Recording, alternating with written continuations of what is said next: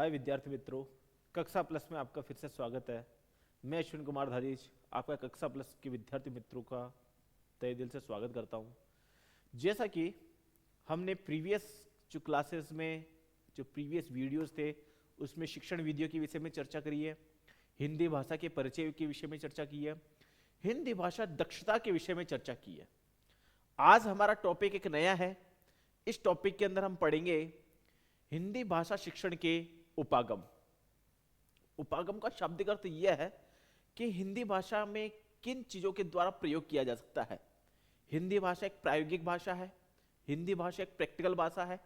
तो किन विषय में हम इनके उपागम को जाने, हम इनके उपागम को जाने और किन विषयों में इनका प्रयोग किया जा सकता है। जैसा कि हम माने तो पाठ्य पुस्तक के द्वारा हम प्रयोग कर सकते हैं। जैसे पाठ्य पुस्तक से कैसे प्रयोग करेंगे वो मैं आपको बता देता हूं। जैसे पाठ्य पुस्तक एक पाठ संसर्ग उपागम है हमारा, तो उसके अंदर पाठ्य पुस्तक से कैसे उपयोग करेंगे, उसके अंदर उच्चारण बताएंगे। पहला पॉइंट हमारा है ये उच्चारण बताना।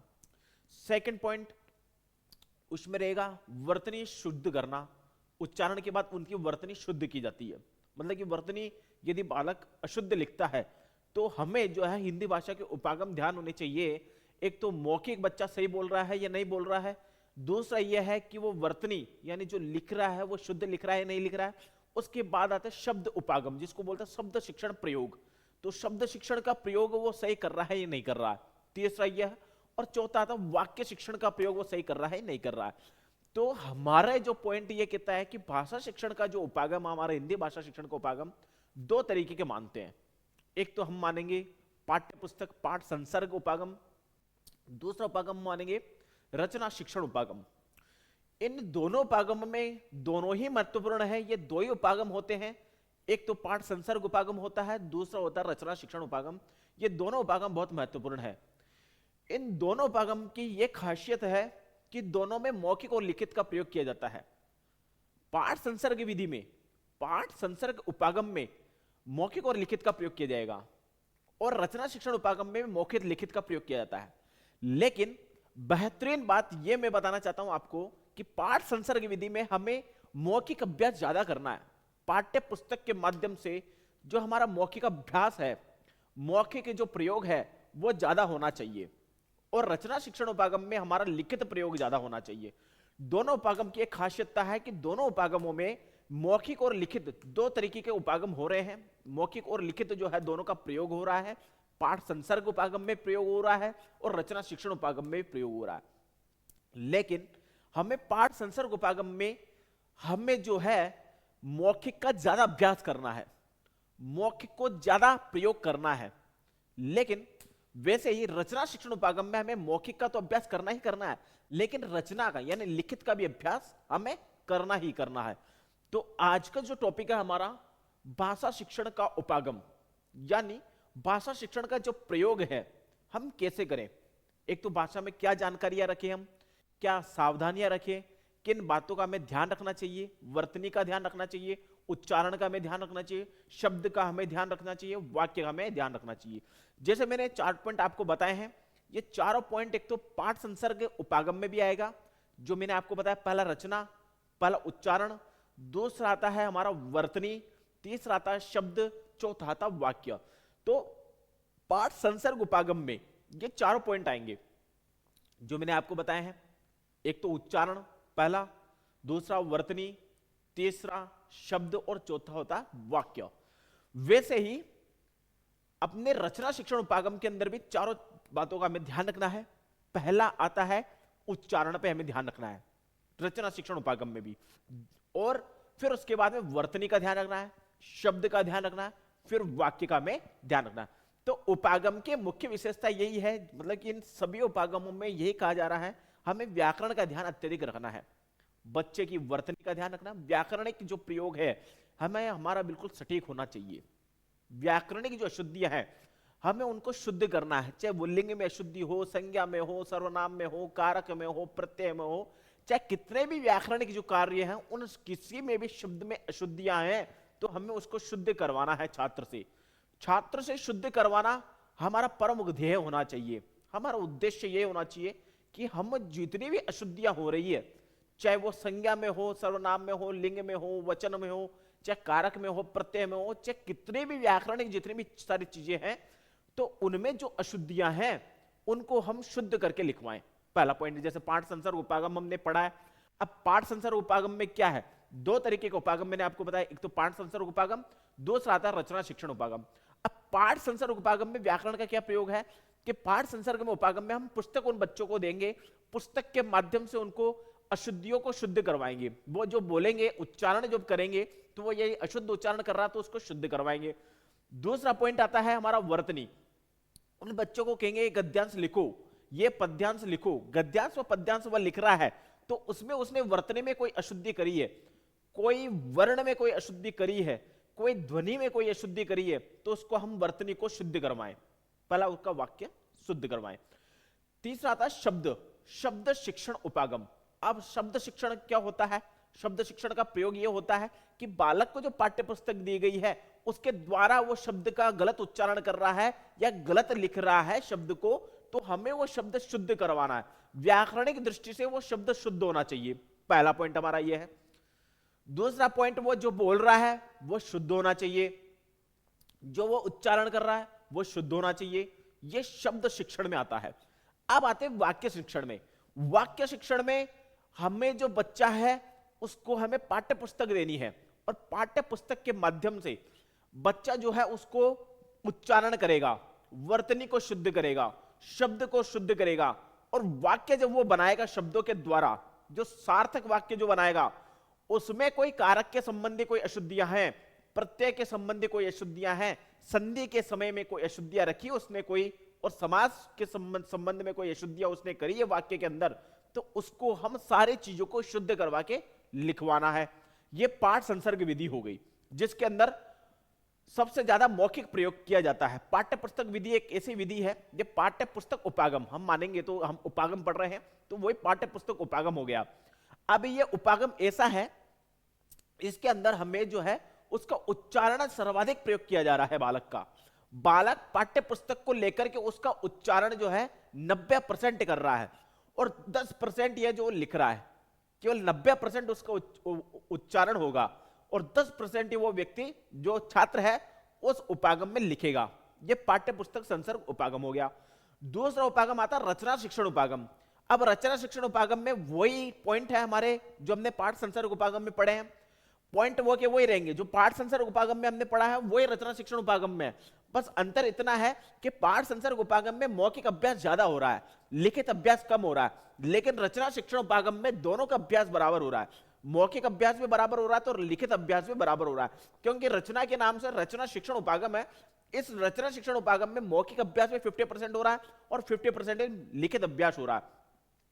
तो जो मौखिक और लिखित है इसमें भी 4 पार्ट है जो मैंने आपको बताया, उच्चारण, वर्तनी, शब्द, वाक्य। यही चीजें जो है हमारे इसमें आएगी रचना शिक्षण उपागम में। उच्चारण, वर्तनी, शब्द और वाक्य, ये चीजें सब इसमें रचना शिक्षण उपागम में आएगी।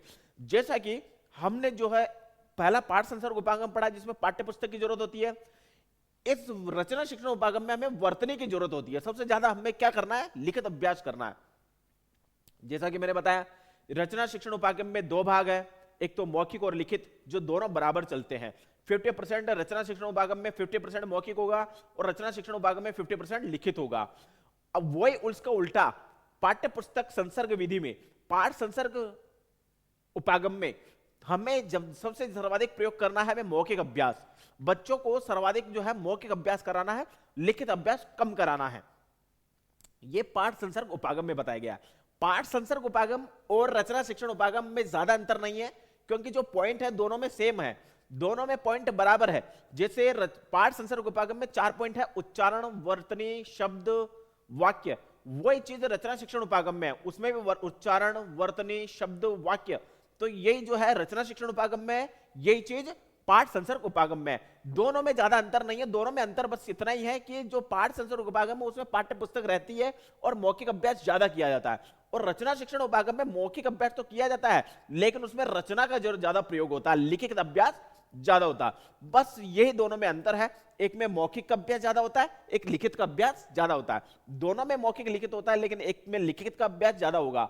जैसे हमारे रचना शिक्षण उपागम में लिखित अभ्यास ज्यादा होगा और पाठ संसर्ग विधि में मौखिक अभ्यास ज्यादा होगा। तो दो उपागम हमारे, एक पाठ्य पुस्तक संसर्ग उपागम और एक रचना शिक्षण उपागम। जैसा कि मैं आपको यहां पर उपागम के दो पार्ट बना देता हूं। ये अपने उपागम है हिंदी भाषा के, हिंदी भाषा के दो उपागम है, दोनों को हमने डिवाइड किया है। एक आता है हमारा पाठ संसर्ग उपागम, पाठ संसर्ग उपागम। इस उपागम में हमने बस वही ध्यान रखना है, उच्चारण, वर्तनी, शब्द और वाक्य।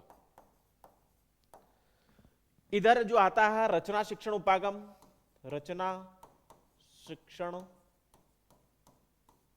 उपागम, इस उपागम में हमारे पास वही पॉइंट है, उच्चारण,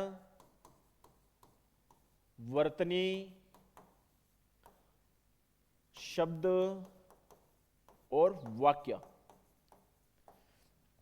जैसा कि मैंने आपको चार्ट द्वारा ये चीज, जैसा कि मैंने आपको चार्ट द्वारा जो चीज बताई है, एक तो पाठ संसर्ग उपागम की बताई है। पहला पॉइंट हमारा जो मैंने बताया है आपको, पाठ संसर्ग उपागम। ये जो उपागम है इसमें भी देखो उच्चारण आ रहा है पहला, दूसरा वर्तनी आ रहा है, तीसरा आ रहा है शब्द, इसके आ रहा है, चौथा ये वाक्य। इधर भी पहला उच्चारण आ रहा है, दूसरा वर्तनी आ रहा है, तीसरा शब्द आ रहा है, चौथा वाक्य आ रहा है। दोनों एक है, दोनों में कोई अंतर नहीं है, दोनों में कोई अंतर नहीं है। इनमें बस मौखिक और लिखित का अंतर है। हम माने तो इनमें एक में तो मौखिक का अभ्यास ज्यादा किया जा रहा है और एक में लिखित का अभ्यास ज्यादा किया जा रहा है। ज्यादा इन दोनों में कोई खास अंतर नहीं है। जैसा कि पाठ संसर्ग उपागम जैसे नाम से दिया हुआ है, इसमें पाठ्य पुस्तक रहेगी बच्चे के पास में, छात्र के पास में पाठ्य पुस्तक ये इसके साथ रहेगी। इसमें मौखिक अभ्यास ज्यादा है क्योंकि पाठ्य पुस्तक है, पाठ्य पुस्तक उसके सामने रहेगी, पाठ पढ़ेगा, गद्यांश भाग पढ़ेगा, पद्यांश भाग पढ़ेगा, उसमें गति का ध्यान रखना पड़ेगा, यति का ध्यान रखना पड़ेगा, कहीं बलागात है उसका ध्यान रखना पड़ेगा, कहीं मात्रा है उसका ध्यान रखना पड़ेगा। तो यह है पाठ्य पुस्तक उपागम, जिसमें उसको केवल मौखिक अभ्यास में ये सारी चीजों का ध्यान रखना है। अब आते हैं मौखिक अभ्यास में सारी चीजों को ध्यान रखने के बाद में अब आते हैं लिखित अभ्यास करना, रचना शिक्षण उपागम। इसके भी दो पार्ट है, रचना शिक्षण जिसे मौखिक अभ्यास तो इसमें हो रहा है, लेकिन इसमें लिखित अभ्यास का भी ज्यादा प्रयोग किया जा रहा है। क्यों? क्योंकि ये रचना है, यहां पर साफ लिखा हुआ है रचना शिक्षण उपागम, यहां पर लिखा है पाठ संसर्ग उपागम।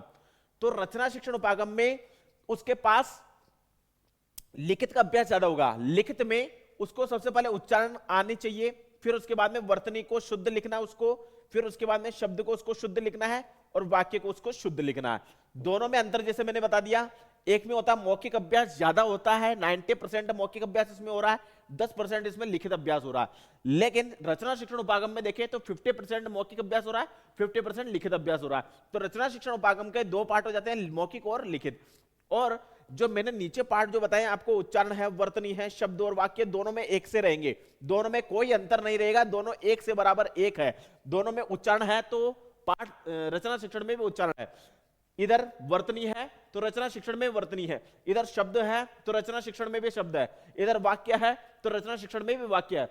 तो सारों में एक ही पॉइंट रहेंगे, पॉइंट ज्यादा नहीं है, ज्यादा बड़ा टॉपिक भी नहीं है। तो रचना शिक्षण उपागम में हमें बस ये ध्यान, जो अपना जो भाषा शिक्षण उपागम का जो टॉपिक है, हमें बस ये ध्यान रखना है कि पाठ संसर्ग उपागम है पहला पॉइंट, दूसरा है रचना शिक्षण उपागम। पाठ संसर्ग उपागम में हमें मौखिक अभ्यास ज्यादा करना पड़ता है, रचना शिक्षण उपागम में हमें लिखित अभ्यास ज्यादा करना पड़ता है, और पाठ संसर्ग उपागम में हमें पाठ्य पुस्तक रहती है और रचना शिक्षण उपागम में हमें नोटबुक रहती है, जो आंसर शीट हमारे पास रहती है। तो दोनों में बस अंतर बस इतना ही है, एक में मौखिक अभ्यास ज्यादा होता है, एक में लिखित अभ्यास ज्यादा होता है। जैसे रचना शिक्षण उपागम में 50-50% मौखिक और लिखित अभ्यास होता है, और पाठ संसर्ग उपागम में मौखिक अभ्यास का ज्यादा प्रयोग किया जाता है। तो हम जो है पाठ्य पुस्तक में हम बढ़ते हैं, आगे बढ़ते हैं, इसके आगे उपागम में क्या बताया गया है, आगे हम बढ़ते हैं। देखिए इसकी परिभाषा। अब क्या होता है, भाषा मूल रूप से व्यवहार और प्रयोग, जैसा कि मैंने बताया अभ्यास होना चाहिए, का विषय है, क्योंकि विचार अभिव्यक्ति का साधन एवं माध्यम भाषा ही होती है। भाषा के तत्वों, जैसा कि मैंने आपको बताया कि व्याकरणिक प्रयोग हमें पूरा याद होना चाहिए, चाहे हम पाठ संसर्ग उपागम को पढ़े या रचना शिक्षण उपागम को पढ़े, तो दोनों जो उपागम हम पढ़ेंगे, इन दोनों उपागमों में हमें जो है भाषिक तत्वों का ज्ञान होना चाहिए, व्याकरणिक का ज्ञान होना चाहिए। भाषिक तत्वों का मतलब व्याकरणिक ज्ञान, जिसको बोलते हैं ध्वनि, वर्ण, शब्द और वाक्य का हमें ध्यान रखना है, का ज्ञान भाषा के व्यवहार एवं प्रयोग की दक्षता विकसित करने में काम आती है। अब आते हैं भाषिक तत्व कैसे होते हैं। अब भाषिक तत्व जैसे बहुत इंपॉर्टेंट टॉपिक हो जाता है, ये भाषिक तत्व बहुत इंपॉर्टेंट है, हमें ध्यान रखना है भाषिक तत्व कौन कौन से होते हैं। जैसे ध्वनि, पहला पॉइंट आता है हमारा ध्वनि, दूसरा वर्ण, तीसरा शब्द तथा वाक्य के प्रयोगात्मक क्रियात्मक शिक्षण के दो उपागम, एक तो पाठ संसर्ग उपागम, एक रचना शिक्षण उपागम। जैसे मैंने बताया पाठ संसर्ग उपागम पाठ्य पुस्तक है, रचना शिक्षण उपागम लेखन है, ये लेखन होगा, ध्यान रखना। पाठ संसर्ग उपागम जो है पाठ से लिया गया है, ये ध्यान रखना है आपको, और लेखन उपागम जो है हमारा लिखित कार्य ज्यादा होता है। तो जैसा कि पुस्तक में लिखा गया है कि जो भाषिक उपागम जो उपागम हो या भाषिक तत्व होते हैं, तो भाषा तत्व में हमें ध्वनि, वर्ण, शब्द, वाक्य का हमें मुख्य रूप से ध्यान करना है, उनको मुख्य रूप से हमें पता लगाना है। जो व्याकरण की दृष्टि से कोई वाक्य गलत है, व्याकरण की दृष्टि से कोई शब्द गलत है, या व्याकरण की दृष्टि से कोई वर्ण गलत लिखा गया है, तो उसको सही रूप में हमें प्रकट करना है। तो इस तरीके से हम व्याकरणिक ज्ञान से जो है इस उपागम को पूरा कर सकते हैं। तो पाठ संसर्ग उपागम में पुस्तक की जरूरत होती है, और जो है दूसरा रचना शिक्षण उपागम में हमें नोटबुक यानी आंसर शीट की जरूरत होती है। आगे हम बढ़ते हैं इसी उपागम के अंतर्गत। अब आते हैं पाठ संसर्ग उपागम। अब पाठ संसर्ग उपागम क्या होता है? पाठ संसर्ग उपागम का मुख्य उद्देश्य, उनका तात्पर्य क्या है? पाठ्य पुस्तक होना। बच्चे के पास क्या होगी? एक पाठ्य पुस्तक होगी, वो पाठ्य पुस्तक के माध्यम से उच्चारण करेगा। मुख्य इस उपागम में, पाठ संसर्ग उपागम में मुख्य रूप से ये ध्यान रखना है आपको कि इसमें किताब का प्रयोग ज्यादा होता है, जो लिखित किताब है उसका ज्यादा प्रयोग किया जाएगा, और उच्चारण पर सर्वाधिक ध्यान दिया जाएगा। ये पाठ संसर्ग उपागम का मुख्य ध्येय है। जो उद्देश्य है पाठ संसर्ग उपागम का यही है कि इसमें मौखिक अभ्यास ज्यादा होगा और पाठ्य पुस्तक बच्चे के पास रहेगी। आगे बढ़ते हैं। पाठ्य पुस्तक के माध्यम से पाठों को पढ़ाते समय हमें भाषिक तत्वों का ध्यान रखना है। एक तो वर्ण का ध्यान रखना है, शब्द का ध्यान रखना है, वाक्य का ध्यान रखना है, व्याकरणिक तत्वों की शिक्षा प्रदान करना। पाठ में प्रस्तुत शब्दों और वाक्यों के आधार पर उच्चारण, शब्दार्थ, शब्द रचना, शब्दार्थ और शब्द रचना, तो हमें इन चीजों का ध्यान रखना है। एक तो शब्दार्थ का ध्यान रखना है, शब्द रचना का ध्यान रखना है, वाक्य संरचना का ध्यान रखना, संबंधी दक्षताओं में विकसित करना। इसी प्रकार मौखिक और लिखित रचना शिक्षण में इन भाषिक तत्वों के और प्रयोग का प्रचुर अवसर मिलता है। जैसा कि अपने पाठ्य पुस्तक में बताया गया है कि पाठ संसर्ग उपागम ऐसा होता है जिस उपागम के अंतर्गत हम जो है पाठ्य पुस्तक के अंदर हम जब पढ़ावें तो पढ़ाते समय हम वर्णों का ध्यान रखें, उच्चारण का ध्यान रखने। कहने का अर्थ है वर्ण या ध्वनि दोनों एक चीज होती है, तो हमें उच्चारण का ध्यान रखना, वर्ण और ध्वनि आवे। हमें शब्दों का सही प्रयोग ध्यान रखना है। हमें वाक्य में कोई व्याकरणिक दृष्टि से कोई वाक्य गलत आ रहा है या सही आ रहा है, तो उसको सही तरीके से शुद्ध करके उच्चारण हमें करना है। चाहे वो बहुवचन में परिवर्तित हो, एक वचन में परिवर्तित हो, चाहे काल में परिवर्तित वाक्य हो, तो हमें उसको परिवर्तन करके उस वाक्य को सही तरीके से लिखना है। व्याकरण दृष्टि से वो वाक्य सही होना चाहिए। तो हमें उन चीजों को ध्यान रखना है। वर्ण है, शब्द है, वाक्य संरचना है, तो इन चीजों व्याकरण दृष्टि से हमें जो है इस पाठ संसर्ग उपागम के माध्यम से हम पाठ्य पुस्तकों में हमें पूरी तरह से ध्यान रखना है। और हमें शब्दार्थ, शब्द रचना, वाक्य संरचना का भी हमें ध्यान रखना है। तो ये भाषिक तत्व होते हैं। एक भाषा के जो तत्व होते हैं यही चीजें है, चाहे कोई सी भी भाषा हो, भाषा के यही तत्व होते हैं। एक तो वर्ण होता है, शब्द होता है, वाक्य होता है, वाक्यार्थ होता है। तो ये जो वाक्य के तत्व होते हैं जिनके विषय में हमें जानना चाहिए। क्यों? क्योंकि भाषा यदि पढ़ रहे हैं तो व्याकरण में ये जो तत्व हैं इनको मेटाफिजिक्स भी कहते हैं। तो ये जो तत्व हैं इनको भाषिक तत्वों को हमें जानना चाहिए। हमें ईश्वर के विषय में भी ये तत्व हमें पता लगाने में सहायक होते हैं। ईश्वर का पता लगाने में शब्द, वर्ण, वाक्य, वाक्यार्थ, स्फोटवाद, तो ऐसी चीजें हैं जो ईश्वर का पता लगाने में हमें सहयोग देती है। तो यही भाषिक तत्व होते हैं जो ईश्वर में रचना, ईश्वर का पता लगाने में हमें सहयोग जो दे रही है वो भाषिक तत्व कहलाते हैं। इसलिए इनका नाम तत्व लिखा गया है। यहाँ पर तत्व लिखने का कारण है ये तत्व है, हालांकि तत्व लिखा गया है और तत्व है भी सुनियो। ये पुराने जमाने में था, आज के जमाने में उस वक्त से जो है व्याकरण तत्व कहा गया है। व्याकरण की जितनी भी चीजें हैं वो तत्व के समान है। यानी एक मेटाफिजिक्स है जो दर्शन शास्त्र में आती है। दर्शन शास्त्र में जो मेटाफिजिक्स है उसके अंदर क्या है कि जो तत्व होते हैं जैसे वर्ण है, शब्द है, वाक्य, वाक्यार्थ है, स्फोटवाद है, तो ये सब तत्व है जिनके विषय में हम जान सकते हैं। हम उसको अपने आप को भी जान सकते हैं, उसके बाद ईश्वर को भी हम इनके द्वारा जान सकते हैं। जो भाषिक तत्व इनके द्वारा ईश्वर को भी जाना जा सकता है। आगे हम बढ़ते हैं। इन्हीं पाठ संसर्ग उपागम में भाषिक तत्वों के शिक्षण के उपयुक्त दोनों उपागमों का प्रयोग करते समय यह ध्यान रखा जाना आवश्यक है कि भाषिक कार्य व्यवहारिक हो और विषय वस्तु का ग्रहण करने में सहायक हो, प्रसंगानुकूल हो, पाठ्य विषय अथवा रचना विकास से संबंधित हो। ध्यान रखना, एक तो पाठ्य विषय से संबंधित होना चाहिए, हम कोई पढ़ा रहे हैं वो पाठ्य वस्तु के संबंधित होना चाहिए, जो सिलेबस है उसके अकॉर्डिंग होना चाहिए, जो पाठ्य वस्तु हम पढ़ा रहे हैं, कोई टॉपिक पढ़ा रहे हैं उसके रिलेटेड होना चाहिए, उसके संबंधित होना चाहिए। हम जो टॉपिक पढ़ा रहे हैं उससे जो संबंधित जो टॉपिक है वो हम पढ़ा सकते हैं, ये पाठ्य पुस्तक में जो दिया गया है वो भी। और उसके अलावा रचना विकास से संबंधित हो, रचना विकास भी हम जो लिखे वो पाठ्य पुस्तक की जो टॉपिक पढ़ा रहे हैं उस टॉपिक के माध्यम से हम रचना भी हम जो करें वो पाठ्य पुस्तक के टॉपिक से मिलता जुलता होना चाहिए। हम कुछ भी पढ़ाएं, कोई भी टॉपिक पढ़ाएं तो उसमें जो टॉपिक होता है वो पाठ्य पुस्तक से मिलता जुलता कोई अदरवाइज कोई चीज है, और भी कोई चीज है तो उसको भी हम जोड़ करके लिख सकते हैं, तो उसको टॉपिक के जोड़ करके उसको बता सकते हैं। तो आगे हम बढ़ते हैं इसी उपागम के अंतर्गत। इस उपागम की सबसे बड़ी विशेषता यह है कि पाठ पढ़ाते समय शिक्षार्थियों को भाषिक तत्वों के ज्ञान और प्रयोग की क्रियात्मक शिक्षा प्राप्त होती है। वे भाषिक तत्वों का ज्ञान विषय वस्तु संबंधित तथ्य, भाव तथा विचार बोध की प्रक्रिया में प्रासंगिकता जीवंत रूप से प्राप्त हो जाती है। तो ये सब भाषिक तत्वों के विषय में पूरी जानकारी दी गई है कि हमें यदि पढ़ाना है, जो उपागम है हमारा, जो भाषा शिक्षण उपागम है, इस उपागम के अंतर्गत हमें बस ये ध्यान रखना है कि हम जो पढ़ा रहे हैं वो टॉपिक के सहयोगी हो, टॉपिक से मिलता जुलता हो, वही चीज हम जो है पाठ्य पुस्तक के माध्यम से पढ़ा सकते हैं। उस टॉपिक से मिलता जुलता कोई टॉपिक हमारे सामने प्रस्तुत है तो उस टॉपिक से मिलता जुलता हम उनको विद्यार्थियों को बता सकते हैं।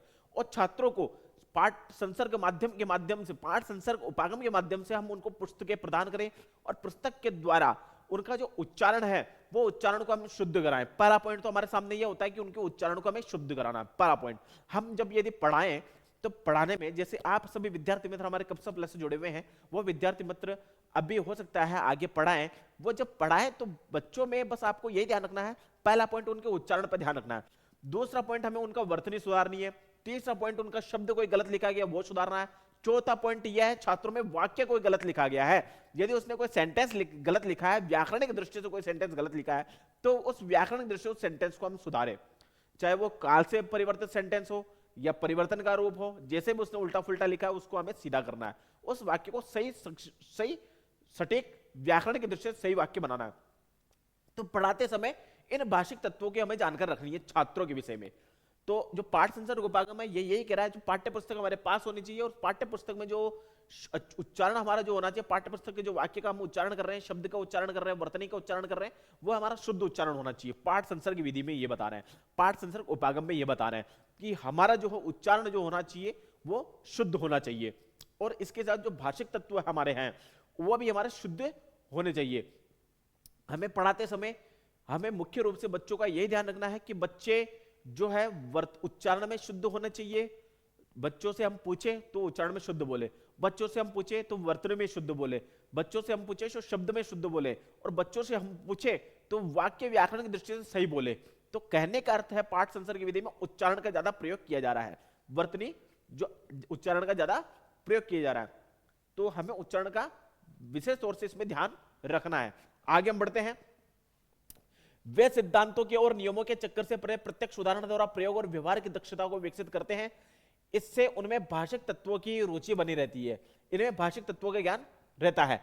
इस शिक्षण में मतलब कि जो हमारा जो उपागम है, पाठ संसर्ग उपागम जो है, भाषा शिक्षण कार्य निम्नलिखित प्रकार से होता है। पहला है उच्चारण, जैसा कि मैंने आपको बताया कि पहला हमें ध्यान रखना है उच्चारण का, दूसरा हमें ध्यान रखना है बच्चों के वर्तनी का, तीसरा हमें बच्चों के शब्द का ध्यान रखना है, चौथा हमें बच्चों के वाक्य का ध्यान रखना है। तो हमारे शिक्षण में इन भाषिक तत्वों का बड़ा योगदान है, हमारे शिक्षण में इन भाषिक तत्वों का बड़ा योगदान है और ये भाषिक तत्व बहुत महत्वपूर्ण है क्योंकि इन भाषिक तत्वों के द्वारा ही, इन व्याकरण के द्वारा ही इनको तत्व कहा गया है। क्योंकि ये तत्व उच्चारण जो है वर्तनी ध्वनि है, उच्चारण को बोलते हैं ध्वनि, हम जो बोल रहे हैं वो ध्वनि है। मैंने आपको काफी चीजें बताई होगी, जब शिक्षण विधियों में हम पढ़ रहे हैं ध्वन्यात्मक विधि पढ़ी है, मैंने उसको फोनेटिक्स बोलते हैं। तो फोनेटिक्स यहाँ पर आए हैं, जो उच्चारण शिक्षण है, उच्चारण शिक्षण होता है फोनेटिक्स, जिसको बोलते हैं उच्चारण। तो जो ध्वनि हम बोल रहे हैं, ध्वन्यात्मक जो आवाज हमारी निकल रही है वो शुद्ध होनी चाहिए। पहला पॉइंट तो ये कहता है हमारा शुद्ध होना चाहिए। फिर उसके बाद में हम वर्तनी कुछ लिख रहे हैं, जो उच्चारण के अनुसार जो लिख रहे हैं वो भी शुद्ध होना चाहिए। तीसरा पॉइंट हमारा जो शब्द है, वर्ण, वर्णों से शब्द बनेगा। हमने वर्ण लिखे हैं, वर्णों से शब्द बन रहा है, तो हमारा शब्द भी कैसा होना चाहिए, शुद्ध होना चाहिए जो लिख रहे हैं। और हमारा जो वाक्य है वो व्याकरणिक दृष्टि से शुद्ध होना चाहिए। तो भाषा संसर्ग, पाठ संसर्ग उपागम का परम ध्येय यह है कि हमें जो पाठ्य पुस्तक दी गई है उसका उच्चारण जो है वो हम शुद्ध से शुद्ध करें। पहला पॉइंट भाषा शिक्षण, जो ये पाठ संसर्ग विधि का, पाठ संसर्ग उपागम का मूल उद्देश्य भी यही है कि हम शुद्ध से शुद्ध उच्चारण करें। आगे हम बढ़ते हैं, इसी पॉइंट पर हम पढ़ेंगे, हम ध्वनि व्याकरण उच्चारण शिक्षण पढ़ेंगे, फिर वर्तनी शिक्षण पढ़ेंगे, फिर शब्द शिक्षण, फिर वाक्य शिक्षण पर बढ़ते हैं पाठ संसर्ग उपागम में। पाठ संसर्ग उपागम बढ़ते हैं आगे, उच्चारण शिक्षण। अब उच्चारण शिक्षण में क्या दिया गया, हम गद्य पाठों में करें, कार्य या पद्य पाठों में करें। तो कार्य के अंतर्गत जो संधि आ रही है, जो समास आ रहे हैं, जो प्रत्यय आ रहे हैं, जो लिंग आ रहा है, कोई वचन आ रहा है, तो आदि के कारण शब्द के परिवर्तित रूपों के उच्चारण का यथेष्ट ये अवसर मिलता है। तो हमें अवसर बहुत मिल रहा है, हम जब ये हिंदी भाषा पढ़ाएं तो हमें व्याकरण को बताने का अवसर मिलता है। कोई गद्य पाठ पढ़ाएंगे, गद्य पाठ पढ़ाएंगे तो उस पाठ में हमें व्याकरण तत्वों का बड़ा अवसर मिलता है। हम इनके संधि विच्छेद करें, हम इनका समास बताएं, हम इनका कारक बताएं, हम इनका लिंग बताएं, हम इनका वचन बताएं, तो व्याकरण की दृष्टि से जो सारे कार्य हैं उनका पूर्णतः अवसर हमें मिलता है कि हम व्याकरण तत्वों को जाने, व्याकरणिक भाषिक तत्वों को जाने।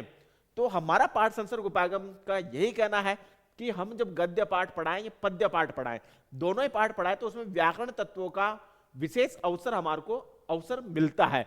तो उस विषय में हमारा उच्चारण को शुद्ध करके इन सारी चीजों का भी हम ध्यान रखें। संधि, समास, प्रत्यय, लिंग, वचन आदि जो व्याकरणिक जो टॉपिक है, उन टॉपिक का विशेष तौर से हमें अवसर प्रदान मिलता है, शिक्षक को बड़ा अवसर मिलता है। तो आगे बढ़ते हैं, ऐसे अवसरों पर यह प्रयास किया जाना चाहिए कि शिक्षार्थी प्रत्येक शब्द और वाक्य स्तर पर शुद्ध उच्चारण करें। देखो मैंने यहाँ पे लिखा है, यहाँ पर आया है, शुद्ध उच्चारण के साथ सस्वर वाचन प्रस्तुत करें। यानी ये जो उपागम है, पाठ संसर्ग उपागम, इसमें उच्चारण का बड़ा योगदान दिया जा रहा है।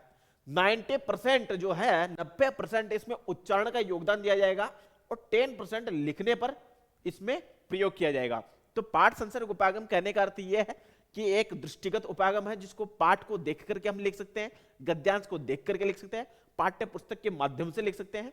तो इस तरीके के जो है पाठ्य पुस्तक जो उपागम है, पाठ संसर्ग उपागम है, पाठ संसर्ग उपागम के माध्यम से हम उच्चारण को शुद्ध करें।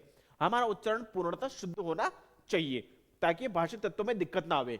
अब आते हैं, गद्य पद्य पढ़ाते समय सस्वर वाचन होना चाहिए। पहला पॉइंट हमारा सस्वर वाचन होना चाहिए के माध्यम से उच्चारण शिक्षण का अच्छा अवसर मिलता है और शिक्षण को सहज ही मालूम हो जाता है कि शिक्षार्थियों ने किन किन शब्दों का अशुद्ध उच्चारण किया।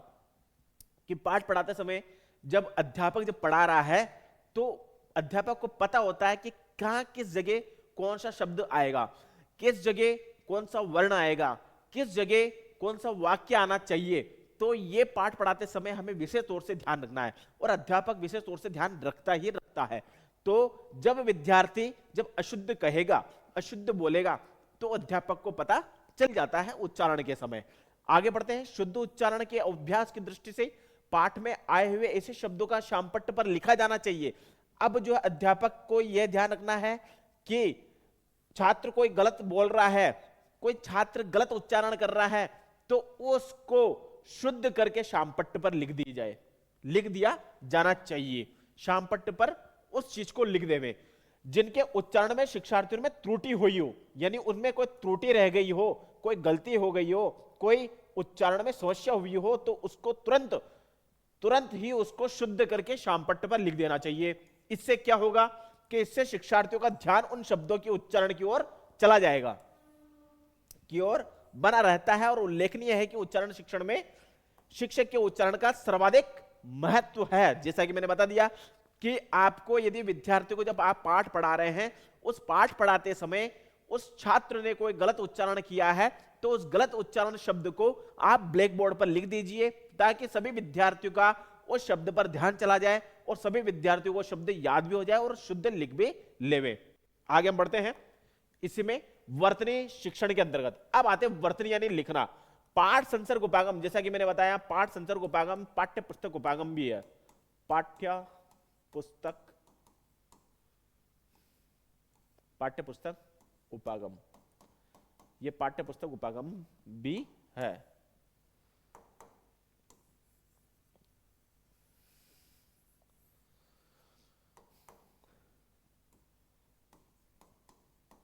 पाठ्य पुस्तक उपागम, ये पाठ्य पुस्तक उपागम भी है। इस उपागम द्वारा वर्तनी शिक्षण का अवसर कम मिलता है। अब ये साफ लिखा हुआ है, इस उपागम में, पाठ संसर्ग उपागम में वर्तनी शिक्षण का कम अवसर मिलता है, मतलब लिखने का कम अवसर मिलता है। जैसा कि मैंने आपको बताया, पाठ संसर्ग उपागम एक ऐसा उपागम है जिसमें मौखिक अभिव्यक्ति ज्यादा की जाती है, उच्चारण अभ्यास ज्यादा किया जाता है, शुद्ध उच्चारण का अभ्यास किया जाता है। तो 90% आप देखेंगे पाठ्य पुस्तक या फिर पाठ संसर्ग उपागम के अंदर 90% जो अभ्यास किया जाता है वो उच्चारण पर ध्यान दिया जाता है। जो अभ्यास किया जा रहा है उच्चारण का अभ्यास किया जा रहा है। लेकिन इसके विपरीत रचना शिक्षण उपागम में सबसे सर्वाधिक जो ज्यादा प्रयोग किया जाता है वो रचना यानी लिखने पर ज्यादा जोर दिया जाता है। इस उपागम में हमें मौखिक अभ्यास ज्यादा करना है और रचना अभ्यास में लिखित अभ्यास ज्यादा करना है। दोनों में बस यही अंतर है, एक में मौखिक और एक में लिखित का अभ्यास ज्यादा होता है। अब इसमें देखिए आगे क्या कह रहे हैं, वर्तनीय शिक्षण में गद्य पाठों को पढ़ते समय भाषा के कार्य के अंतर्गत यथा प्रसंग हमें ऐसे शब्दों की ओर विद्यार्थियों का ध्यान आकृष्ट कर सकते हैं जिनके लिखने में वर्तनी की अशुद्धियां की संभावना रहती है। यानी वर्तनी में कोई अशुद्ध लिख रहा है तो हम उसको शुद्ध करके लिखना है। अब इसी उपागम में देखिए वर्तनी में ऐसे शब्दों को शामपट्ट पर भी लिख देना चाहिए, जैसा कि आपने पहले बताया था उच्चारण के समय, वही वर्तनी के समय में ध्यान रखना है। हमें जो है बच्चे का यदि कोई गलत उच्चारण कर रहा है तो उस उच्चारण को, उस शब्द को आप शुद्ध करके शामपट्ट पर या ब्लैक बोर्ड पर लिख देना चाहिए। और भाषा कार्य में शब्द रचना, अब इसमें साफ लिखा हुआ है शब्द रचना, बहुत इंपॉर्टेंट टॉपिक है हमारा भाषिक तत्वों का।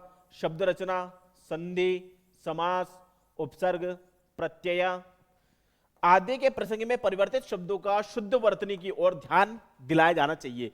तो हमें यदि कोई व्याकरण की दृष्टि से वो गलत वाक्य बोल रहा है, गलत शब्द बोल रहा है, गलत संधि के द्वारा कोई वर्ण बोल रहा है, तो उस चीज को अध्यापक चाहे तो उस शब्द को ब्लैक बोर्ड पर लिख देवे, ताकि जो है सभी बच्चों का ध्यान आकर्षित उस शब्द पर हो जाए और उन शब्द को बोलना भी सही आ जाए और उसके साथ साथ लिखना भी सही आ जाए। वर्तनी जो है उपागम वर्तनी शिक्षण के द्वारा बताया जा रहा है। आगे हम बढ़ते हैं इसी के अंतर्गत कि शब्द शिक्षण, जैसा कि मैंने बताया पहले बच्चों का उच्चारण सही होना चाहिए। वर्तनी 90% तो पाठ संसर्ग में वर्तनी का 10% ही काम आएगा, 10% जो लेखन कार्य होता है, 90% जो है इस उपागम में, पाठ संसर्ग उपागम में मौखिक कार्य ज्यादा होगा। तो इसमें देखिए शब्द शिक्षण में क्या लिखा है कि शब्द शिक्षण की दृष्टि से पाठ संसर्ग उपागम का प्रयोग विशेष उपयोगी है, क्योंकि पाठ पढ़ाते समय शब्द शिक्षण के अवसर मिलते हैं। हमारे पास बड़ा अवसर मिलता है शब्द शिक्षण का, शब्द के बार बार प्रयोग किया जाता है तो हमें शब्द भंडार की वृद्धि होती है। पहला पॉइंट ये कहना है शब्द शिक्षण का, इसमें शिक्षक अध्यापक का शब्द भंडार में वृद्धि की जाती है, शब्द भंडार में वृद्धि होती है। दूसरा पॉइंट यह है कि जैसा मैंने आपको उच्चारण शिक्षण में बताया था, वर्तनी शिक्षण में बताया, कोई अशुद्ध बोल रहा है, कोई अशुद्ध शब्द बोल रहा है तो उसको शामपट्ट पर हमें लिखना ही लिखना है। अब आते हैं पाठ संसर्ग उपागम के अंतर्गत शब्द शिक्षण की ओर से युक्ति अपनाई जा रही है। अब कौन कौन सी युक्ति है? शब्द का अर्थबोध द्वारा शब्द शिक्षण। हम क्या कर सकते हैं कि शब्द का अर्थ बता सकते हैं। शब्द विद्यार्थी ने गलत बोला, अब विद्यार्थी ने गलत शब्द बोल रहा है, लेकिन हम उसका क्या कर सकते हैं, एक तो शब्द को शुद्ध करके शामपट्टे पर लिख सकते हैं, ब्लैक बोर्ड पर लिख सकते हैं, पेनल बोर्ड पर लिख सकते हैं, व्हाइट बोर्ड पर लिख सकते हैं, लेकिन उसके साथ साथ हमें क्या करना है, शब्द का अर्थ भी उन्हें बता सकते हैं, उनको हम शब्दार्थ भी बता सकते हैं, उस शब्द का अर्थ क्या होता है यह भी हम शिक्षण में बता सकते हैं। अब आता है दूसरा पॉइंट, शब्द रचना द्वारा शब्द शिक्षण। हम शब्द रचना बताएं, मौखिक कार्य है, हम उनको शब्द जो बोले मौखिक उच्चारण करें, उस उच्चारण को हम शब्द को लिखित कार्य में प्रयोग करके उनको बता सकते हैं कि यह शब्द आपने जो बोला है वैसा नहीं है, यह शब्द ब्लैक बोर्ड पर जो लिखा गया है या व्हाइट बोर्ड पर जो लिखा गया है वही शब्द है, इस चीज का जो उच्चारण है वो सही करें। फिर उसके बाद में आता है विशेष शब्द प्रयोग के द्वारा ज्ञान द्वारा शब्द शिक्षण। अब हम जो है, जो हमारी वोकेबलरी है, जो शब्द भंडार है, उसकी वृद्धि होगी, तो जो शब्द हमने लिखा है उसके अशुद्ध उच्चारण वाला, उसी शब्द का मिलता जुलता जो हम एक और शब्द लिख देंगे, ताकि इससे क्या होगा कि छात्रों में जो है शब्द भंडार की वृद्धि होगी।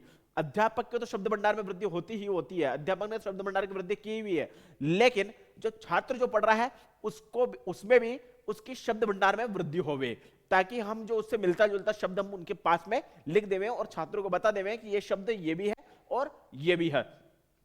तो दो शब्द उनको याद हो जाएंगे, तो दो शब्द भंडार की वृद्धि होगी। ये होता है शब्द शिक्षण के अंदर जो शब्द भंडार की वृद्धि करता है।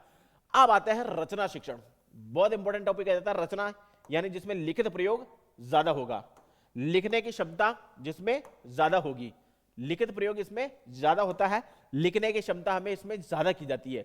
लिखने का इसमें रचना शिक्षण में प्रयोग सबसे 60-70 प्रयोग, 70% जो प्रयोग है इसमें रचना शिक्षण में जो है 70% प्रयोग लिखित का होगा, 20-30% प्रयोग मौखिक का होगा। हालांकि इस रचना शिक्षण के दो पार्ट है, मौखिक और लिखित, तो लेकिन फिर भी इसके अंदर उच्चारण का ध्यान दिया जाएगा ही दिया जाएगा, उसके साथ साथ लिखित अभ्यास भी किया जाएगा। छात्रों को इसमें लिखित अभ्यास भी कराना है। हमने अशुद्धियों को ब्लैक बोर्ड पर लिखा है, हमने अशुद्धियों को व्हाइट बोर्ड पर लिखा है, हमने अशुद्धियों को पैनल बोर्ड पे लिखा है, तो वही छात्रों को कह करके हम उनका नोटबुक आंसर शीट में उनको शुद्ध शब्द लिखवाएं और शुद्ध वाक्य लिखवाएं। तो रचना शिक्षण का सर्वाधिक प्रयोग लेखन कार्य होगा, जिसमें छात्रों को लेखन शक्ति का प्रयोग ज्यादा करना है। 60% जो है छात्र जो है लेखन प्रयोग ज्यादा करेंगे और मौखिक प्रयोग भी करेंगे। 50-50% मान लीजिए, 50% मौखिक का प्रयोग होगा, 50% लिखित का प्रयोग होगा। ये रचना शिक्षण का कहते हैं। रचना शिक्षण का प्रयोग होता है 50% मौखिक का करेगा रचना शिक्षण में प्रयोग, 50% लिखित का प्रयोग होगा। अब देखते हैं, इसमें आगे बढ़ते हैं कि भाषिक तत्व, जैसा कि मैंने आपको बताया भाषिक तत्व कौन कौन से होते हैं, वही बहुत इंपॉर्टेंट टॉपिक होता है तत्व। ये तत्व है दार्शनिक, दार्शनिक से ये है दार्शनिक वाक्य, ये दर्शन शास्त्र का शब्द है भाषिक तत्व। ये जो शब्द है वो दर्शन शास्त्र से लिया गया है। दर्शन शास्त्र में भाषिक तत्वों के विषय में बताया गया है कि ईश्वर को यदि जानना है तो व्याकरण के भाषिक तत्वों को जान लेवे, ईश्वर को यदि पहचानना है तो भाषिक तत्वों की जानकारी उसको हो जाए, तभी वो ईश्वर को पहचाना जा सकता है। क्यों? क्योंकि हम भाषिक तत्वों में मानते हैं वर्ण है, शब्द है, वाक्य है, वाक्यार्थ है, स्फोटवाद है। तो ये 4-5 चीजें हैं जो हमें व्याकरण में मिलती है। तो ये व्याकरण में भाषिक तत्व है, उस विषय में जो वर्ण के द्वारा जो ध्वनि है उस विषय में हम जान सकते हैं। हम जो शब्द है, शब्द ब्रह्म है, उस विषय में जान सकते हैं। वाक्य है, वाक्य ब्रह्म है, उस विषय में जान सकते हैं। स्फोटवाद है, उस विषय में हम जान सकते हैं। तो ये जो भाषिक तत्व है दर्शन शास्त्र का टॉपिक है, दर्शन शास्त्र का शब्द है, ये दर्शन शास्त्र से लिया गया है भाषिक तत्व। आगे हम बढ़ते हैं कि शिक्षण के लिए पाठ संसर्ग उपागम के अतिरिक्त रचना शिक्षण का उपागम भी एक सशक्त माध्यम है। इसके माध्यम से ही उच्चारण शिक्षण, वर्तनी शिक्षण, ध्यान रखना इसमें उच्चारण शिक्षण भी है। 50% जैसा कि मैंने बोला 50% मौखिक होगा, 50% लिखित होगा। शब्द शिक्षण और वाक्य शिक्षण ये भाषिक तत्व है। ध्यान रखना ये जितनी भी चीजें मैंने आपको बताई, उच्चारण, वर्तनी, शब्द, वाक्य, ये भाषिक तत्व है। जो दर्शन शास्त्र का वाक्य है, जो दर्शन शास्त्र का वाक्य है, भाषिक तत्व माना गया है। जो हम बोलेंगे उच्चारण, वर्तनी, शब्द और वाक्य भाषिक तत्व है, जो दर्शन का टॉपिक होता है। जो भाषिक तत्वों के विषय में जानना, ईश्वर के विषय में जानना है तो दर्शन को जो व्याकरण को जानना जरूरी है। अब व्याकरण के बाद दर्शन को जानना जरूरी है। यदि ईश्वर को जानना है तो व्याकरण के बाद हमें दर्शन को जानना पड़ेगा, व्याकरण को बाद दर्शन को भी जानना पड़ता है। आगे हम बढ़ते हैं। भाषा रचना के दो रूप है, देखिए, पहला मौखिक, दूसरा लिखित। जैसा कि मैंने आपको बताया था, मौखिक होता है 50%, 50% ये होगा, 50% लिखित होगा। लेकिन फिर भी रचना के नाम से है, रचना के नाम से, इसलिए इसमें लिखित प्रयोग ज्यादा होगा। आगे हम बढ़ते हैं। ये मौखिक प्रयोग 50% है, लिखित प्रयोग 50% है। लेकिन पाठ संसर्ग विधि में हमने पाठ संसर्ग जो उपागम हमने पढ़ा है, उस उपागम के अंदर जो हमें लिखित मौखिक प्रयोग ज्यादा मिलता है, क्योंकि वो पाठ्य पुस्तक का उपागम है। पाठ्य पुस्तक उपागम में मौखिक प्रयोग ज्यादा होगा, लिखित प्रयोग थोड़ा कम होगा। रचना शिक्षण में मौखिक और लिखित दोनों प्रयोग होंगे। अब आगे हम बढ़ते हैं। इसे संसर्ग में, रचना शिक्षण उपागम में मौखिक रचना में उच्चारण शिक्षण का अधिक अवसर मिलता है और लिखित रचना में वर्तनी शिक्षण का अवसर मिलता है। जैसा कि मैंने आपको बताया, इसमें पहला पॉइंट तो यह है कि मौखिक उच्चारण में, मौखिक रचना में उच्चारण का प्रयोग मिलेगा, 50% ये हो गया। और फिर आता है लिखित रचना। लिखित रचना दूसरा नंबर है, इसमें वर्तनी शिक्षण का अवसर मिलता है, यानी लेखन कार्य का अवसर मिलता है। मतलब 50% जो है मौखिक कार्य मिलेगा, 50% लिखित कार्य मिलेगा, इस जो है रचना शिक्षण उपागम के अंतर्गत। इसमें भी वो 4 पॉइंट है, वही जो मैंने आपको बताए थे, 4 पॉइंट वही आएंगे। इसमें भी उच्चारण, वर्तनी, शब्द और वाक्य। उच्चारण शिक्षण, वर्तनी शिक्षण, शब्द शिक्षण और वाक्य शिक्षण, ये उच्चारण जो है वो भाषिक तत्व है, ये वर्तनी भाषिक तत्व है, शब्द भाषिक तत्व है वाक्य भाषिक तत्व है, जो दर्शन का वाक्य है, भाषिक तत्व दर्शन शास्त्र का वाक्य है। अब आते हैं उच्चारण में। उच्चारण में क्या कह रहे हैं कि मौखिक रचना के अनेक रूपों, जैसे उदाहरण लिया वार्तालाप हमें कर रहे हैं, कथन कर रहे हैं, भाषण कर रहे हैं, परिसंवाद कर रहे हैं, किसी से वाद विवाद कर रहे हैं, किसी से समाचार पत्र पढ़ रहे हैं, किसी से कविता पाठ कर रहे हैं, आदि में उच्चारण शिक्षण का अवसर हमें मिलता है। हम जो है किससे बातचीत कर रहे हैं, इस उच्चारण का मतलब यही है कि हम किससे बातचीत कर रहे हैं, तो उसको उच्चारण का अवसर हमें परिपूर्ण मिलता है। 100% उच्चारण का अवसर भी हमें मिलता है। आगे बढ़ते हैं। इन मौखिक रचना के रूपों में केवल शब्दों को शुद्ध उच्चारण का ही महत्व नहीं है, अपितु कथन प्रस्तुत करने, भाषण देने, कविता सुपाठ आदि में अनुतान, बलाघात, संगम, गति, यति आदि का भी विशेष ध्यान महत्व है। यानी कहने का अर्थ यह है कि मौखिक रचना हम गद्य पद्य पाठ पढ़ा रहे हैं, उस पाठ पढ़ाते समय हम बलाघात है, यति है, गति है, इन चीजों का भी हमें ध्यान रखना है, क्योंकि कहां पर रुकना है, कहां से चलना है, कहां पर स्टॉप लगाना है, कहां पर पूर्ण विराम लगाना, जो विराम चिन्ह है उन चीजों को कहां कहां प्रयोग करना है वो हमें ध्यान रखना है। मौखिक अभ्यास में इन चीजों का हमें ध्यान रखें। आगे बढ़ते हैं वर्तनी शिक्षण। जैसा कि वर्तनी नाम से है लेखन कार्य, वर्तनी होता है लेखन कार्य, वर्तनी होता है लेखन कार्य। इसमें हम पत्र लिख रहे हैं, प्रपत्र लिख रहे हैं, से लेकर व्याख्या भी कर रहे हैं, वर्णन कर रहे हैं, कहानी लिख रहे हैं, सार संक्षेपण लिख रहे हैं, पल्लवर कर रहे हैं, निबंध आदि का लिखित रचना के विभिन्न रूपों में शब्दों के शुद्ध वर्तनी का हमें ध्यान आवश्यक होता है। कोई भी चीज हम लिख रहे हैं तो उसको शुद्ध वर्तनी से लिखे, व्याकरण की दृष्टि से उसको शुद्ध गद्यांश बनाए, व्याकरण की दृष्टि से शुद्ध पद्यांश बनाए, व्याकरण की दृष्टि से कोई भी वाक्य है उसको वाक्यांश, जो वाक्य बना रहे हैं वो भी हमें शुद्ध बनाना है। इस वर्तनी का यही कहना है, वर्तनी शिक्षण का भी। आगे हम बढ़ते हैं हेतु। इसके क्या उपयोग होते हैं? हेतु होते हैं शिक्षार्थी की रचना पुस्तकों एवं क्षेत्रीय परीक्षार्थी के उत्तर पुस्तिकाओं से वर्तनीगत अशुद्ध शब्दों का चयन और वर्गीकरण किया जाए, इन अशुद्धियों के निराकरण के लिए अभ्यास तैयार किया जाए और अभ्यास के बाद मूल्यांकन किया जाए और आवश्यक होने पर उपचारात्मक शिक्षण वाली व्यवस्था भी की जाए। इसमें देखिए सबसे पहला यह पॉइंट है कि वर्तनीगत जो लिख रहा है वो यदि अशुद्ध लिख रहा है, पहला पॉइंट यह है, उसको हमें क्या करना है? शुद्ध करना है, उसको निराकरण करना है, उसको शुद्ध लिखने का अभ्यास कराना। पहला पॉइंट तो ये हो गया, इस चीज का आंसर ये हो गया। अब ये तो हो गया, फिर उसके बाद बोल रहे हैं निराकरण हो जाए, उसका अभ्यास हो जाए, निराकरण हो जाए तो फिर उसके बाद में अभ्यास के बाद में हमें उसका मूल्यांकन कराना चाहिए। बच्चे का फिर मूल्यांकन होना चाहिए अभ्यास के बाद में। अब बच्चे का मूल्यांकन हो जाए, मूल्यांकन के बाद हमें उसका उपचारात्मक शिक्षण प्रयोग किया जाना चाहिए, उस बच्चे का उपचार करना चाहिए। मूल्यांकन करने के बाद कोई समस्या रह गई हो, कोई अशुद्धियां रह गई हो, कोई उच्चारण में कोई अशुद्धियां रह गई हो, कोई त्रुटि रह गई हो, तो हम उसको उपचारात्मक के माध्यम से हम उसको शुद्ध करवा सकते हैं। तो इस जो वर्तनी के अंदर मुख्य चीज क्या बताएगी, इसका उपयोग कैसे होगा, हम इसको उपयोग कैसे करें, वो ये है कि हम पहला तो वर्तनी का तो जो अशुद्धियां हैं, जो बच्चा जो गलत लिख रहा है उन अशुद्धियों को शुद्ध करके लिखे, पहला पॉइंट तो ये है। फिर शुद्ध करने लिखने के बाद उनका अभ्यास कराएं बच्चों को, बारंबार अभ्यास कराएं बच्चों को, लिखने में परिपक्वता दे देवे। वर्तनी शिक्षण है, जैसा कि इस शिक्षण में हम उनको लिखने का अभ्यास ज्यादा कराएं, बच्चों को जो लेखन कार्य है वो ज्यादा प्रयोग कराएं, मतलब लेखन में अभ्यास कराएं। कोई अशुद्ध लिख रहा है तो उसको अशुद्ध को शुद्ध करने, जब तक वो शुद्ध नहीं हो जाता तब तक उसका अभ्यास ही अभ्यास कराएं। कोई शब्द उसने गलत लिख दिया तो उसको शुद्ध लिखने का अभ्यास ही अभ्यास कराएं, और अभ्यास हो जाए फिर उसके बाद में बच्चे का मूल्यांकन करें कि उसने सीखा या नहीं सीखा, उसने शुद्ध उच्चारण किया या नहीं किया, शुद्ध लिखा या नहीं लिखा, उसका मूल्यांकन करें। अब फिर मूल्यांकन में कोई उससे त्रुटि रह जाती है, त्रुटि यानी उससे कोई गलती रह जाती है, तो हम उसको उपचारात्मक शिक्षण के माध्यम से, उपचारात्मक प्रयोग के माध्यम से हम उनके त्रुटियों को शुद्ध कर सकते हैं, हम उनकी अशुद्धियों को शुद्ध कर सकते हैं, हम उन गलतियों को सही कर सकते हैं। तो वो होगा उपचारात्मक शिक्षण के माध्यम से। हम उनका उपचार कर रहे हैं, हम उनको दवाई दे रहे हैं, तो उस दवाई के माध्यम से वो शुद्ध उच्चारण करेगा, शुद्ध लिखेगा। तो सारी चीजें लिखने पर प्रयोग की जा रही है। तो वो अशुद्ध लिख रहा है तो पहला पॉइंट है उसको शुद्ध लिखवाना, बारंबार अभ्यास कराना।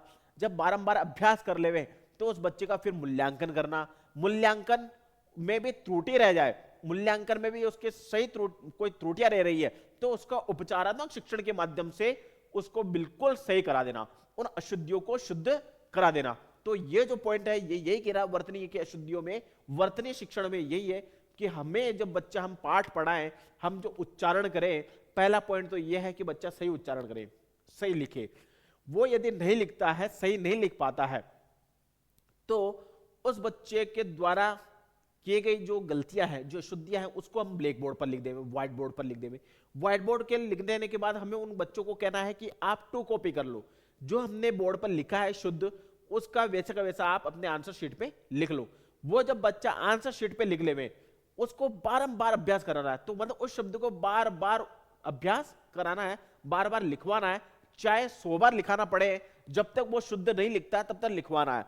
चाहे 100 बार लिखना पड़े, हमें उस शब्द को ही 100 बार लिखना पड़ेगा, तो भी उसको शुद्ध लिखवाना है। वो जब शुद्ध लिख देगा तो उसके बाद हमें मूल्यांकन करना है। पहला पॉइंट यह है। फिर मूल्यांकन करना, परीक्षा लेना है। उसकी परीक्षा लेंगे हम। जब उसका मूल्यांकन करेंगे विद्यार्थी का, जब उसने अशुद्ध लिखा है, उसको शुद्ध लिखने के बाद जब उसकी परीक्षा लेंगे, उस परीक्षा में उसने कोई त्रुटि रख दी, कोई अशुद्धि रख दी, तो फिर उस अशुद्धि को मूल्यांकन उपचारात्मक के माध्यम से हम उसको उपचार करेंगे। फिर छात्र का फिर उपचार करेंगे, हम उसको दवाई देंगे, हम उसको बताएंगे, वो उपचार करेंगे कि ये आपने गलत लिखा है, इसको इस तरीके से लिखा जाता है, इसको इस तरीके से टैकल किया जाता है। तो सभी बच्चों पर हमारा ध्यान आकर्षित होगा इस तरीके से, और पर्टिकुलर हर बच्चे जो अशुद्धियों को शुद्ध लिखना शुरू कर देंगे।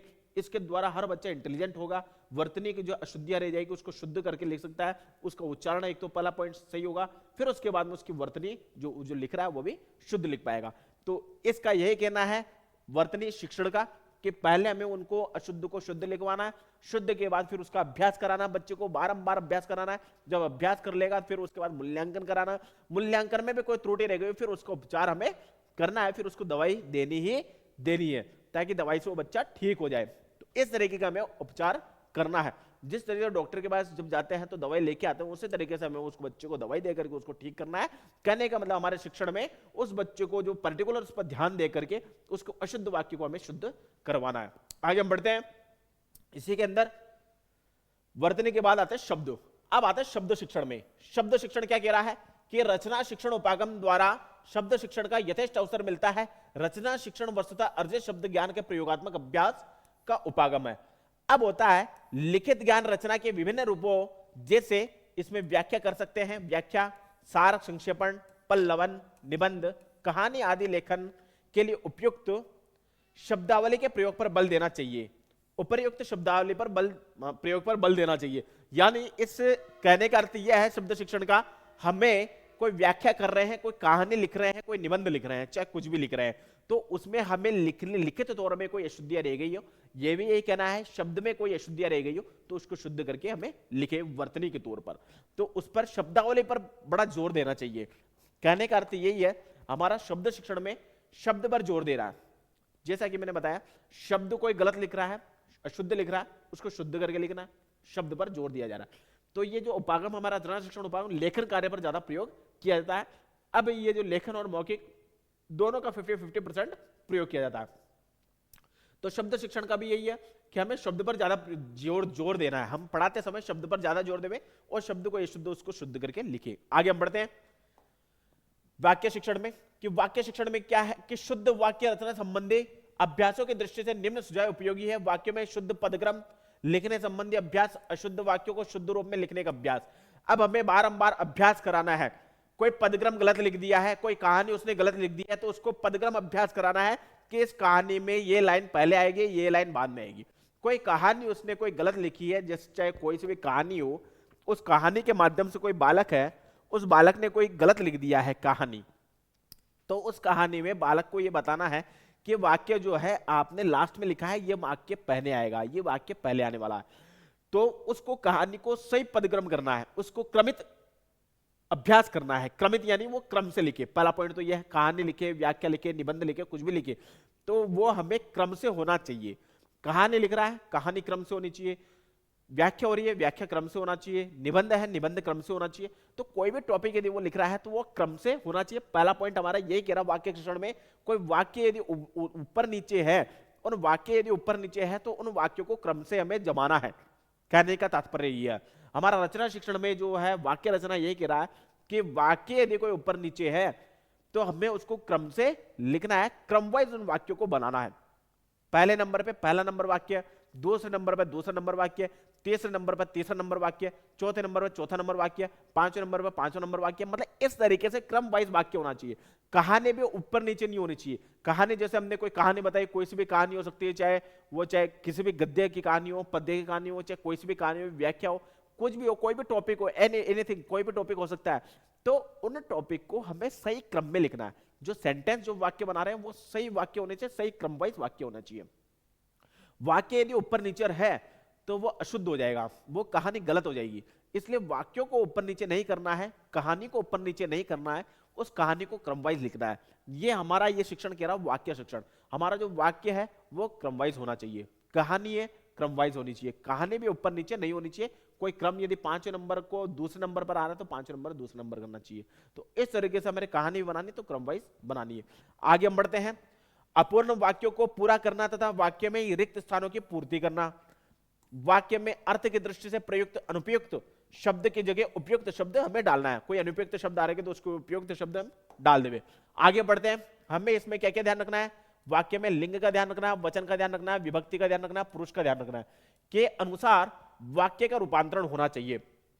यदि जहां पर लिंग एक वचन, जो वचन है एक वचन का है तो एक वचन का ही डालना है, बहुवचन का है तो बहुवचन का डालना है। लिंग यदि पुरुष का है तो पुरुष ही लिखना है, नपुंसक या फिर अपना स्त्रीलिंग है तो स्त्रीलिंग का ही लिखना। तो इस तरीके का हमें ध्यान रखना है। विभक्तियों का हमें ध्यान रखना है कि विभक्ति एक वचन की, जो विभक्ति है प्रथमा विभक्ति है तो प्रथमा विभक्ति रखनी है, द्वितीय है तो द्वितीय, तृतीय है तो तृतीय। जो इस तरीके जो विभक्तियां हैं, जो आठों विभक्तियां हैं, उन आठों विभक्तियों के माध्यम से विभक्तियों को भी हमें ध्यान रखना है। तो इसके अनुसार हमें वाक्य रूपांतरण करना है, हमें वाक्य जो सेंटेंस बनाना है तो इसके अनुसार बनाना है कि जो विभक्तियों का हमें ध्यान रखना है, लिंग का ध्यान रखना है, वचन का ध्यान रखना है, जितने भी कारक संबंधी जो जो त्रुटियां हैं उसका हमें पूरा ध्यान रखना है और उसका रूपांतरण भी ध्यान रखना है। अब होते वाक्य कैसे होते हैं? एक तो संयुक्त वाक्य होता है, मिश्र वाक्य होता है, सरल वाक्यों की रचना, उनका परस्पर रूपांतरण करना।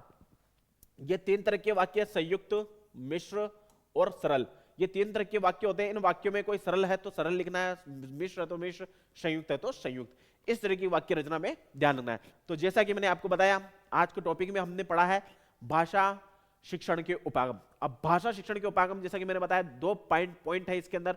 भाषा शिक्षण के दो उपागम है। जैसे पहला उपागम पाठ संसर्ग उपागम, दूसरा उपागम रचना शिक्षण उपागम। तो पहले उपागम में मैंने आपको यह बताया कि जो पाठ्य पुस्तक उपागम होता है, पाठ्य संसर्ग उपागम होता है, वो पाठ्य पुस्तक पर जोर दे रहा है, मौखिक अभिव्यक्ति पर जोर दे रहा है, मौखिक अभिव्यक्ति मौखिक रूप से प्रकट करने पर जोर दे रहा है। और रचना शिक्षण उपागम जो है मौखिक पर भी जोर दे रहा है और लिखित पर भी जोर दे रहा है। इधर जो पाठ संसर्ग उपागम में मौखिक अभ्यास ज्यादा होगा, रचना शिक्षण उपागम में लिखित अभ्यास ज्यादा होगा। ध्यान रखना, आप इस चीज को दोनों को अलग अलग तौर से पढ़ना। इसके अंदर जो है रचना, जो पाठ संसर्ग उपागम है उसमें पाठ्य पुस्तक रहेगी और उसके अंदर जो है मौखिक अभ्यास बच्चा ज्यादा करेगा, लिखित अभ्यास थोड़ा कम करेगा।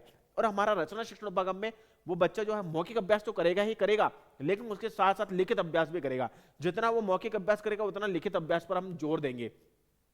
जो भाषा शिक्षण की जो दोनों उपागम है, एक तो पाठ्य पुस्तक पर जोर दे रहा है, एक लिखित पर जोर दे रहा है, एक मौखिक पर जोर दे रहा है, एक लिखित पर जोर दे रहा है। तो इन दोनों पर हमें मौखिक अभिव्यक्ति का ध्यान रखना है, इधर लिखित अभिव्यक्ति का ध्यान रखना है। तो इस तरीके से आज का हमारा टॉपिक यहां तक पूरा होता है। कल भी इसी टॉपिक को लेंगे हम पाठ भाषा शिक्षण उपागम के अंतर्गत पार्ट सेकेंड। तो हमारे साथ जुड़े हुए जितने भी विद्यार्थी मित्र हैं जो हमारे कक्षा प्लस से जुड़े हुए हैं वो हमारे हमेशा जुड़े रहे। हम चाहते हैं कि आप हमारे वीडियो के माध्यम से जल्दी अध्यापक बने और अध्यापक के बाद में हमें खुशखबरी भी देवें, और उसके साथ साथ आप जो है हमारे फ्री नोट्स भी ले सकते हैं। तो फ्री नोट्स के लिए आप हमारे ऐप को डाउनलोड करें, फिर उसके बाद फ्री नोट्स भी आप ले सकते हैं। तो वेरी वेरी थैंक्स।